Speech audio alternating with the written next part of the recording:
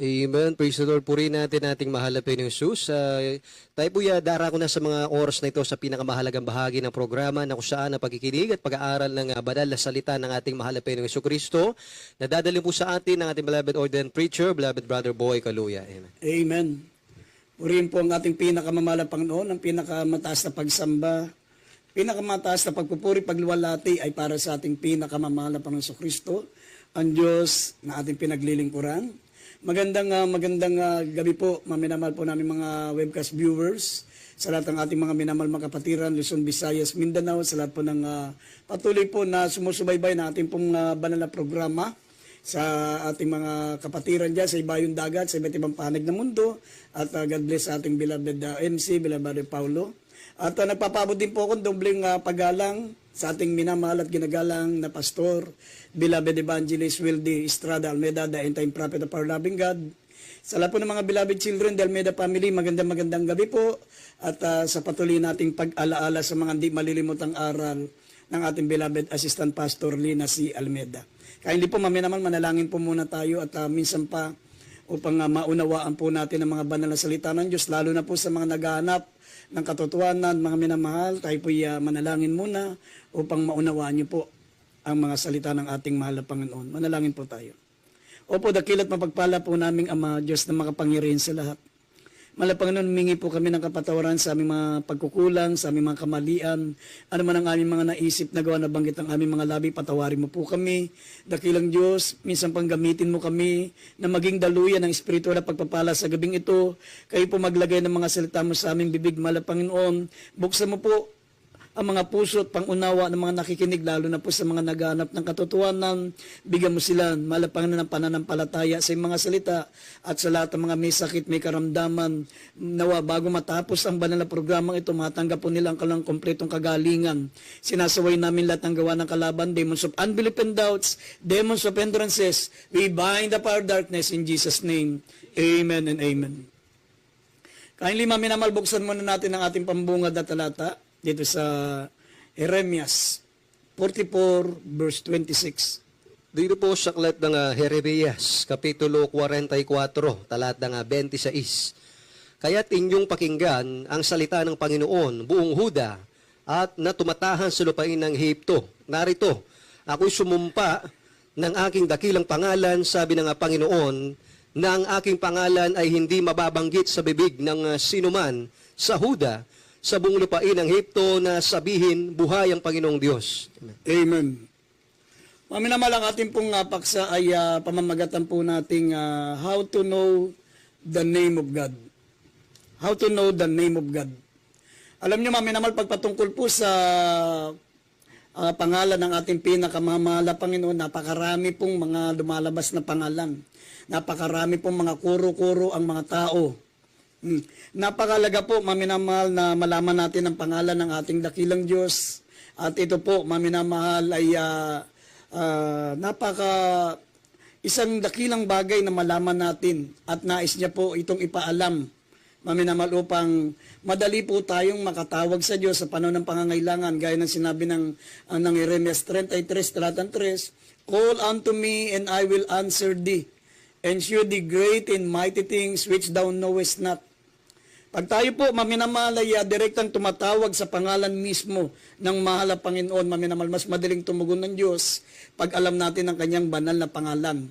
Dito po sa talatang binasa po natin, mga minamahal, sinabi ng dakilang Diyos, sabi rito, sinabi, sumumpa ako sa aking dakilang pangalan, na sabi ng Panginoon, na ang aking pangalan ay hindi mababanggit sa bibig ng sinuman sa Juda. Ito po, minamahal, ay sa lumang tipan. At mga minamahal, sa panahon po natin ngayon, isang dakilang pribilehiyo para sa ating mga anak ng Diyos ngayon.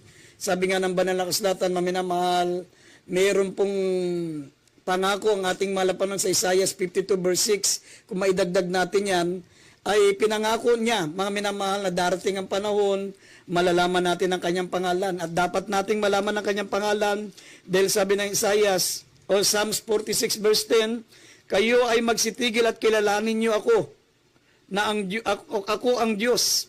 Ako'y mabubunyi sa gitna ng mga bansa at mabubunyi sa lupa. Ibig sabihin na minamahal, Inuutos din ng ating mahal na Panginoon na dapat malaman natin ang pangalan niya. Makilala natin siya upang siya po ay makatulong sa atin sa panahon na tayo po ay nasa panganib.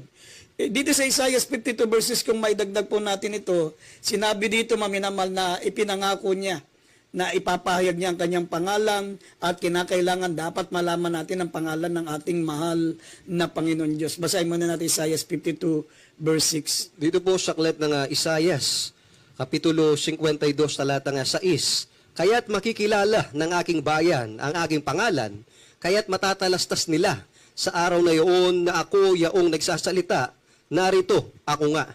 Amen. Makikilala ng aking bayan ang aking pangalan. Ibig sabihin, maminamahal, bagamat sinabi rito sa Jeremias 44 verse 26 na hindi mababanggit ang kanyang pangalan, pero may pangako siya. Darating ang araw, maminamahal, makikilala natin ang kanyang pangalan. At ang pangako ng Diyos, sabi ng Banal na Kasulatan, siya po ay tapat sa kanyang mga pangako. Kaya nga dito po sa Banal na Kasulatan, maminamahal, bakit kinakailangan nating malaman ang kanyang pangalan? Sabi ng Banal na Kasulatan, mga minamahal, ang ating pinakamamahal na Panginoon ay malapit sa mga nagsisitawag sa kanya, sa kanyang tunay na pangalan, sa katotohanan. At ang sabi, mga minamahal ng Psalms chapter 9 verse 10, silang nakakaalam ng iyong pangalan ay maglalagak ng kanilang tiwala sa iyo. Panginoon, ikaw Panginoon ay hindi mo pinababayaan ang mga nagsisihanap sa iyo. Mga minamahal, ipinangako ng ating pinakamamahal na Panginoon, mga minamahal, na kapag nalaman natin ang kanyang pangalan, tayo po ay higit na makapaglalagak ng tiwala. At ang sabi ng, mababasa rin po natin dito sa Psalms 91 verse 14, sabi rito, kapag alam natin ang kanyang pangalan, sabi po rito, maminamal, tayo po'y ilalagay sa mataas na kalagayan. Ililigtas tayo ng ating mahal na Panginoon. Kapag alam natin ang kanyang pangalan, maminamahal, sabi rito, basahin natin yung dalawang talata na binanggit ko, Psalms 9 verse 10 at Psalms 91 verse 14. Ito po yung mga benefits. Ito yung mga benepisyo kapag alam natin ang pangalan ng Diyos. Dito po sa aklat ng mga awit, Kapitulo 9, talatang 10, silang nakakaalam ng iyong pangalan ay maglalagak ng kanilang tiwala sa iyo, sapagkat ikaw, Panginoon, ay hindi mo pinapabayaan sila na nagsisihanap sa iyo. Dito po sa Psalms chapter 91 verse 14, sabi dito sa 14, sapagkat kanyang inilagak ang kanyang pag-ibig sa akin, kaya't iniligtas ko siya, aking ilalagay siya sa mataas, sapagkat kanyang naalaman ang pangalan ko. Amen. Kapag nalaman natin ang kanyang pangalan, ang sabi ng Biblia, tayo ililigtas ng ating mahal na Panginoon at ilalagay tayo sa mataas. Ilalagay tayo sa mataas na kalagayan. At ang sabi pa ng Psalms 9 verse 10, silang mga nakakaalam ng kanyang pangalan ay maglalagak ng tiwala sa ating mahal na Panginoon.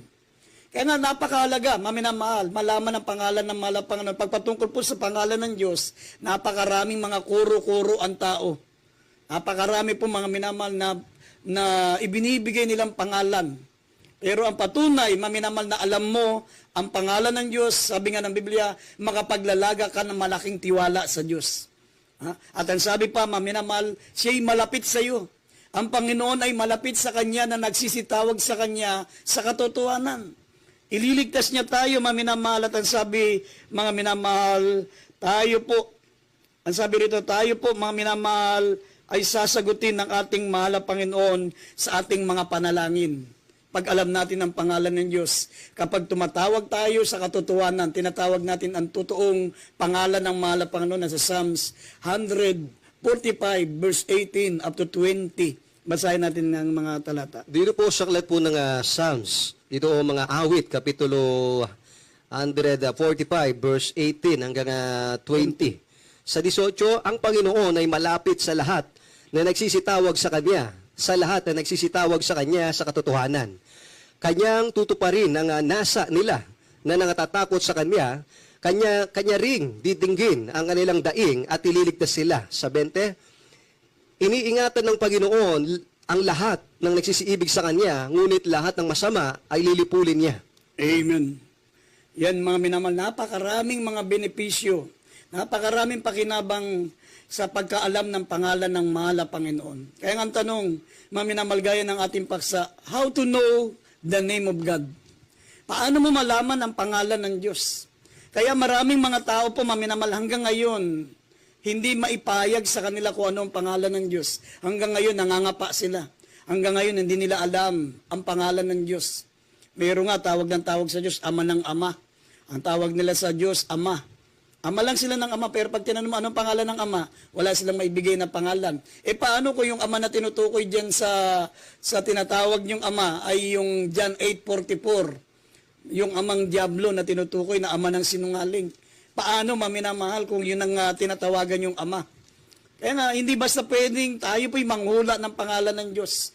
Dito po, maminamahal, paano natin malalaman ang pangalan ng Diyos? Unang-una, sabi po ng Banal na Kasulatan, mga minamahal, sa Proverbs chapter 3 verse 5 and verse 6. Sabi ng Biblia, maminamahal, trust in the Lord with all thine heart and lean not unto thy own understanding. In all thy ways acknowledge Him, and He shall direct thy paths. Kung gusto mong malaman ang pangalan ng Diyos, maminamal, huwag kang manalig sa iyong sariling kaunawaan. And lean not unto thy own understanding. Maraming mga naghahanap sa Diyos, maminamal, maraming tumatawag sa Diyos, marami po ang nagsisikap alamin ang pangalan ng Diyos sa sarili nilang kaunawaan, sa sarili nilang paraan, sa sarili nilang karunungan. Pero sabi, and lean not unto thy own understanding, sabi ng verse 5. Sabi, mga minamahal, huwag kang manalig sa iyong sariling kaunawaan. Kasi kapag mananalig kayo sa iyong sariling kaunawaan, sabi ng Biblia, ang salaman ay hindi niya maunawaan ang mga bagay na espiritual. Kung gusto mo makilala ang pangalan ng Diyos, maminamahal, kinakailangan maging espiritual ka. Katulad po ng ating minamahal at ginagalang ebangelista, alam niyo po ba ang aming beloved pastor, bago niya naunawaan ang Biblia, maminamahal, kinakailangan niya mag-ayuno ng 40 days. Kinakailangan niyang huwag kumain, maminamal, ng 40 araw at 40 gabi. Walang kain-kain niya, nagbabasa siya ng Biblia. Ang unang inalam niya, maminamahal, ano ang pangalan ng Diyos. Pangalawa, maminamal, na inalam niya sa pagbabasa niya ng Banal na Kasulatan, ilan ang Diyos? Totoo bang mayroon bang 3 persona ang Diyos? Nakalilito ang Biblia, maminamahal, pero kinakailangan magsanib ang espiritu mo at ang espiritu ng Diyos.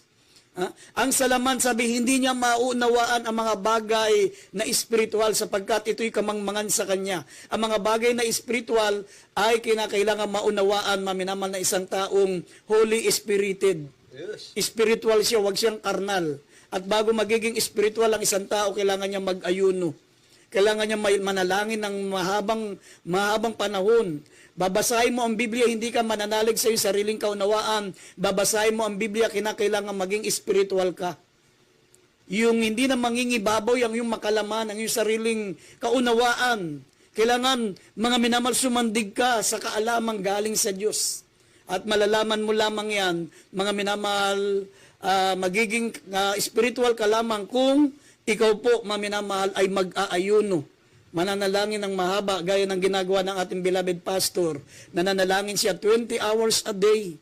Para hindi makapasok ang mga carnality, hindi siya maging makalaman. Hindi siya manaig ng kanyang makalamang, makamundong bagay, maminamahal, yung mga carnality. Nag-ayuno siya, maminamal, nanalangin 40 days and 40 nights at siya po'y nagpupuri, nagdadasal, maminamahal, 20 hours a day. For ilang panahon niya, ilang dekada niyang ginagawa, maminamal, ang ganong mga pagpupuri, pananalangin, para lamang maging spiritual siya, para maunawaan niya ang mga bagay na spiritual.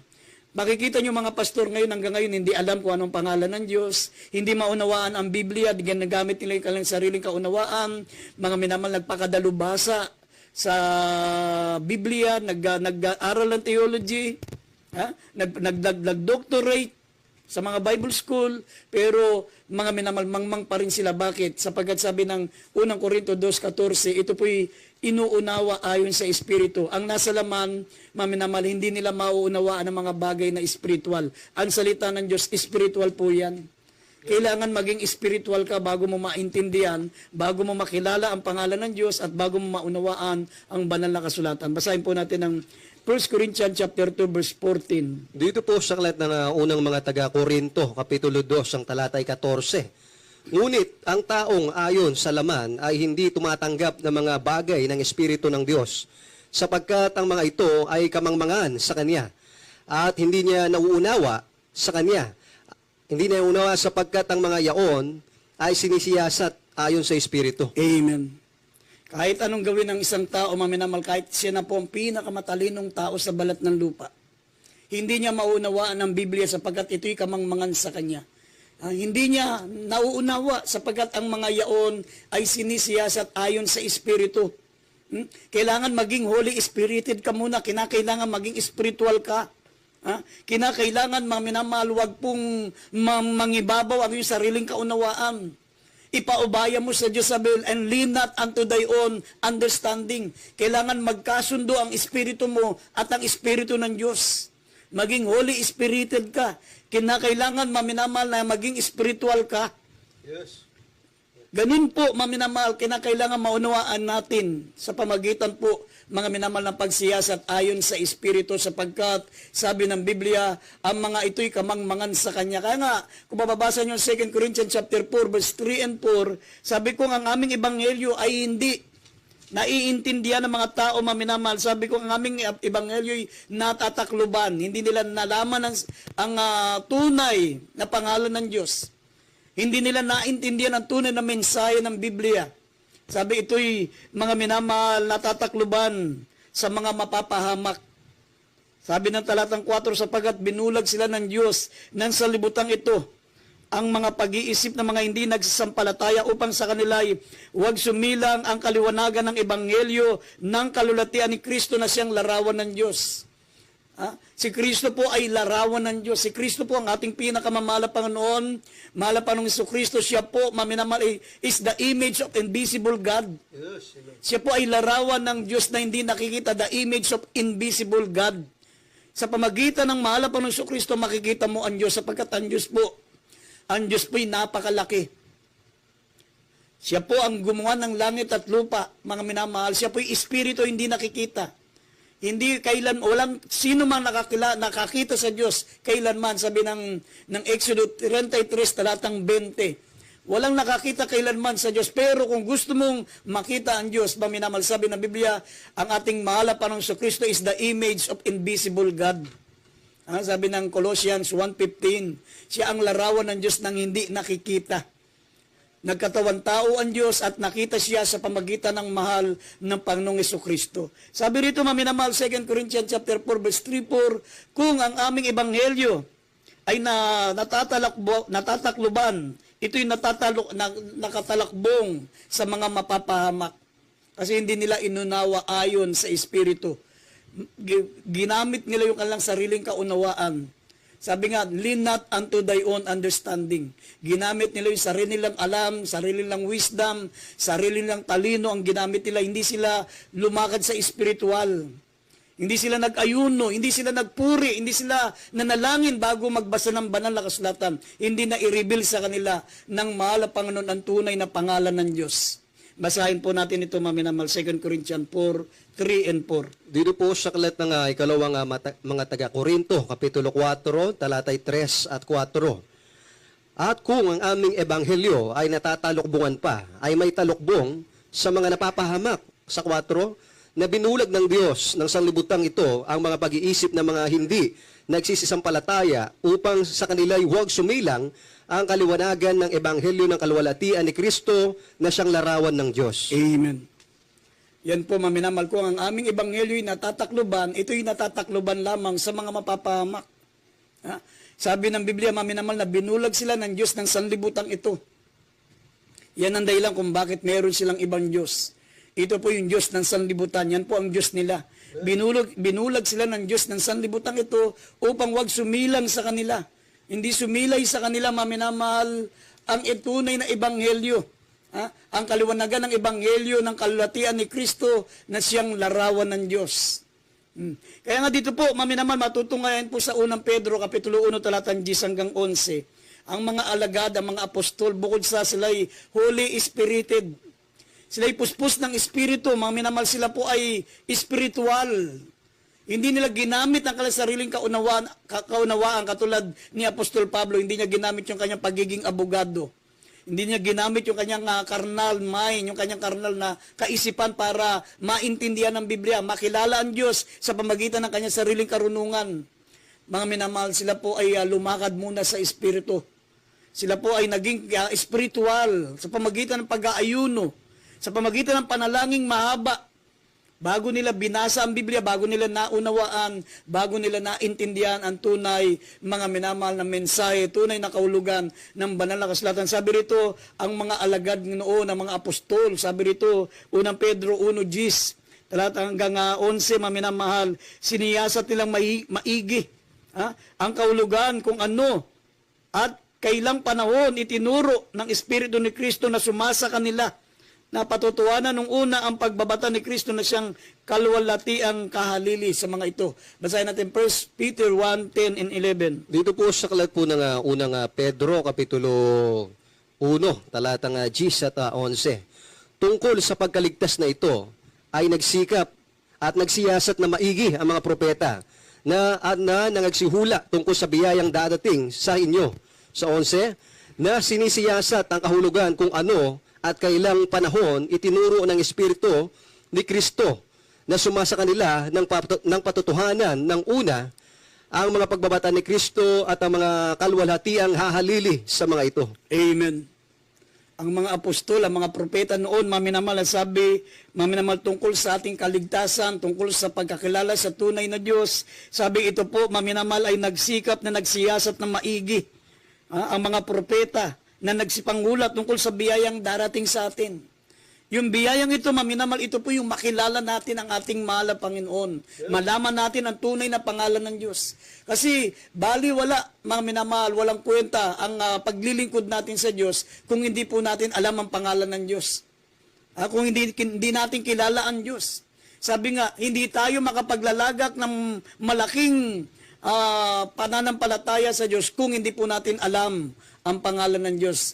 Sabi na nabasa natin kanina sa Psalms 9 verse 10 na sino ang nakakakilala lamang sa pangalan ng Diyos, mga minamahal, sila lamang ang makapaglalagak ng malaking tiwala sa ating pinakamamahal na Panginoon. Kaya dito matutunghayan nyo, maminamahal, ano yung tinutukoy dito na pagsisiyasat? Ano yung naunawaan ng mga alagad, ng mga propeta, ng mga apostol, ano yung naunawaan nila patungkol sa pangalan ng Diyos? Sino ang kanilang itinuro? Sino ang kanilang ipinangaral, maminamal na pangalan ng Diyos? Iisa-isahin po natin, maminamal. Una-una, si Apostol Pablo, basahin po natin Tito, Kapitulo 2, talatang 13. Sino ang ipinakilalang niyang Diyos? Maminamal, basahin po natin. Dito po sa kalat ng Tito 2:13, nahintahin iyong mapalad na pag-asa at ang pagpapakita ng kaluwalhati ng ating dakilang Diyos at tagapagligtas na si Jesucristo. Amen. Ang ipinakilala, maminamal ni Apostol Pablo, na Diyos ay ang ating mahal na Panginoong Jesucristo. Sabi, looking for the blessed hope, the glorious appearing of our great God and Savior, Jesus Christ. Ang pagkaunawa ng Apostol Pablo, maminamahal, kung sino ang Diyos na tagapagligtas, pinakilala niya, ang pangalan ay Jesucristo. Yan po, maminamahal. At pangalawa si St. Peter, mga minamahal. Yun po yung sinabi ng Biblia na ang mga apostol noon.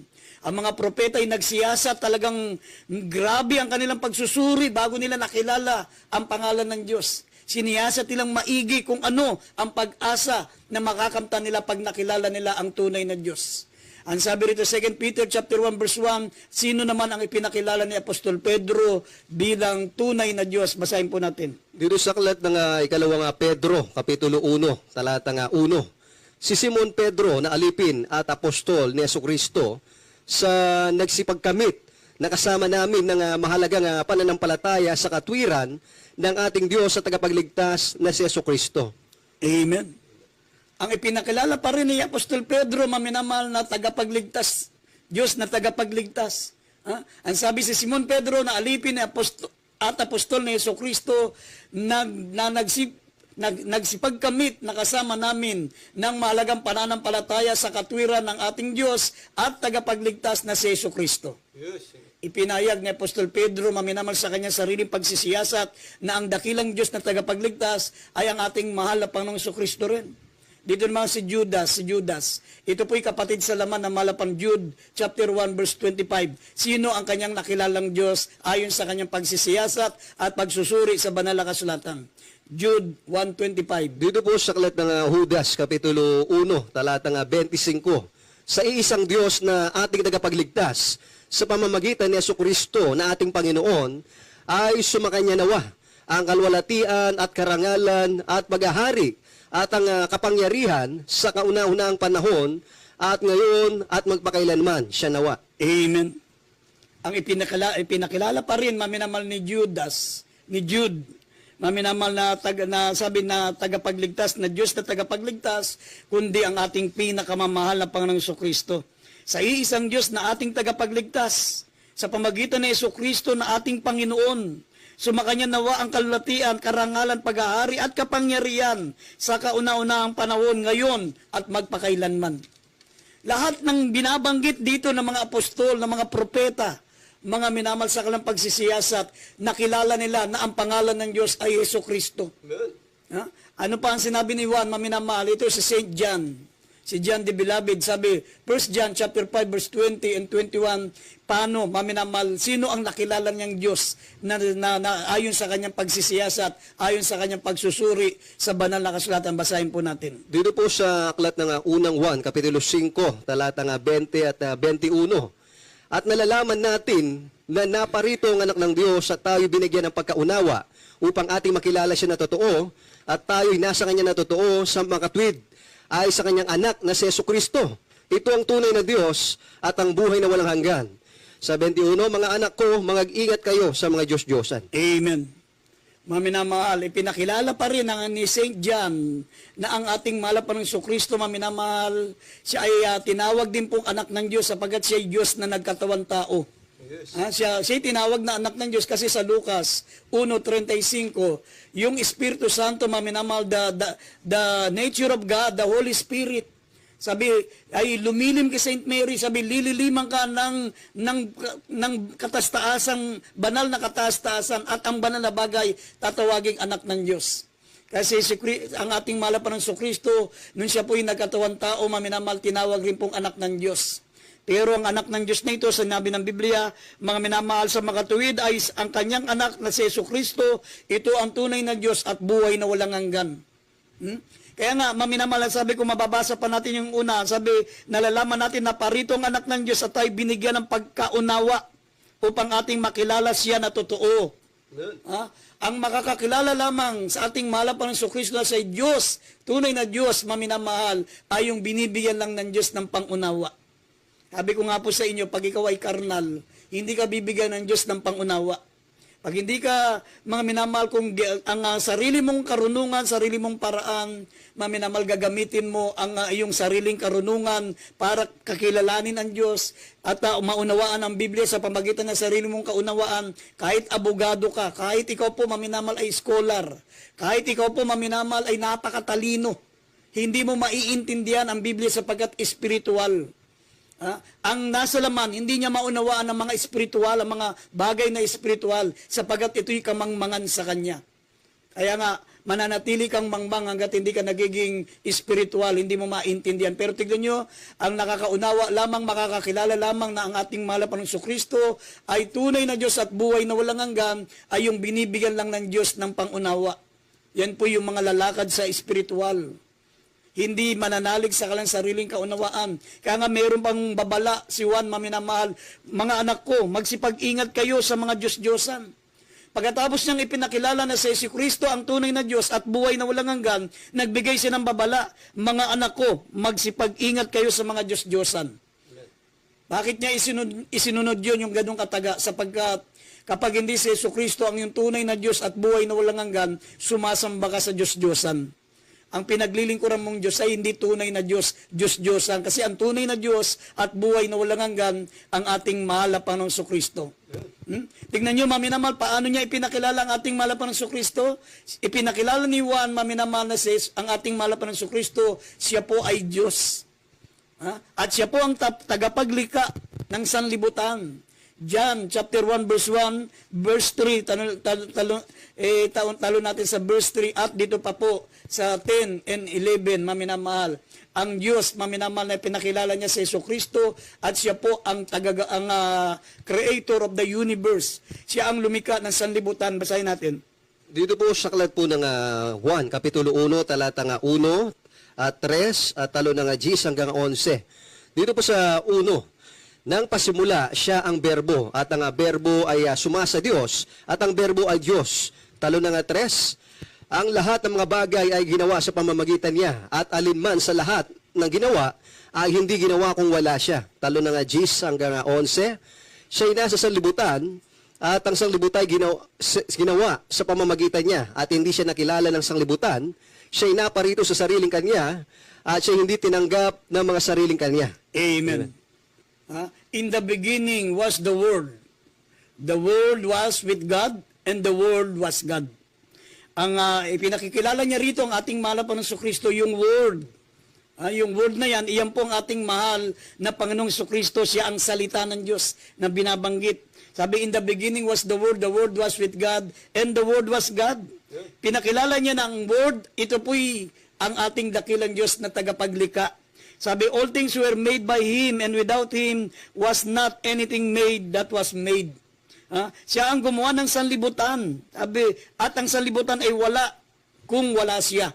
Sabi ng verse 10, siya ay nasa sanlibutan at ang sanlibutan ay ginawa niya at hindi siya nakilala ng sanlibutan. He was in the Word, and the Word was made by Him, and the Word knew Him not. Sa verse 11, He came unto His own, and His own received Him not. Yung pong salita, maminamahal, ito po yung salita na gumawa ng langit at lupa. Kung babalikan natin Genesis, yung Genesis chapter 1 verse 1 up to 3, ganito ginawa ng Diyos ang langit at lupa sa pamagitan lang ng salita. Basahin natin Genesis 1 verse 1 up to 3, talo natin ng 6 and hanggang 7. Dito po sa aklat ng Genesis, Kapitulo 1, talata nga 1 hanggang 3, italo ng 6 at 7. Sa 1, nang pasimula ay nilikha ng Diyos ang langit at ang lupa. At ang lupa ay walang anyo at walang laman. At ang kadiliman ay sumasa ibabaw ng kalaliman. At ang Espiritu ng Diyos ay sumasa ibabaw ng tubig. 3, at sinabi ng Diyos magkaroon ng liwanag at nagkaroon ng liwanag. Verse 6. Verse 6, sabi dito, at sinabi ng Diyos magkaroon ng isang kalawakan sa gitna ng tubig at mahiwalay ang tubig sa kapwa tubig. 7, at ginawa ng Diyos ang kalawakan at iniwalay ang tubig na nasa ilalim ng kalawakan sa tubig na nasa itaas ng kalawakan at nagkagayon. Amen. Ganun ginawa ng Diyos ang langit at lupa sa pamagitan ng salita. At sinabi ng Diyos, magkaroon ng kalawakan. Nagkaroon ng kalawakan, maminamahal, dito sa verse 3, at sinabi ng Diyos, magkaroon ng liwanag. Nagkaroon ng liwanag. Yun yung sinabi ng Biblia, John 1:1, in the beginning was the Word. The Word was with God, and the Word was God. Siya yung tinutukoy dito na gumawa ng langit at lupa sa Genesis 1:1. Yan po ang ating mahal na Panginoong Jesucristo. Kaya yun yung sinabi ng John 1:3, maminamahal, na sabi, hindi ginawa ang sanlibutan kung wala siya. All things were made by Him, and without Him was not anything made that was made. Kung wala ang ating mahal na Panginoong Jesucristo, mga minamahal, walang sanlibutan. Ganon ginawa ng Diyos. Kaya nga, mga minamahal, lahat ng apostol na nagsiyasat, sinuri ang salita ng Diyos. Sabi ng Biblia, nalaman nila na ang ating mahal na Panginoong Jesucristo, siya po ang dakilang Diyos na ating tagapagligtas. Kaya kapag hindi mo alam hindi mo alam ang pangalan ng Diyos, wala kang tagapagligtas, wala kang Diyos maminamahal, sapagkat ang pinaka-importante sa paglilingkod sa Diyos, yung makilala mo ang pangalan ng Diyos at malaman mo siya, mga minamahal, malaman mo ang kanyang pangalan. Yan po ang pinaka-importante. Sabi ng John, chapter 1, verse 12, sabi diyan, ang sino man tumanggap sa kanya, ay bibigyan niya ng karapatan tawaging anak ng Diyos sa makatuwid baga ay ang sumampalataya sa kanyang banal na pangalan. Pag hindi mo sinasampalatayanan ng ating mahal na Panginoong Jesucristo na siya ang Diyos, ikinalulungkot ko po, maminamahal, hindi kayo pwedeng maging anak ng Diyos ayon sa banal na kasulatan. Kailangan sampalatayanan nyo ng ating mahal na Panginoong Jesucristo. Siya ang tunay na Diyos at buhay na walang hanggan. Pinapatotoo ng mga apostol, ng mga propeta, ng ating mahal na Panginoong Kristo, siya ang nag-iisang Diyos na dapat natin paglingkuran. At sa gabing ito, habang napapakinggan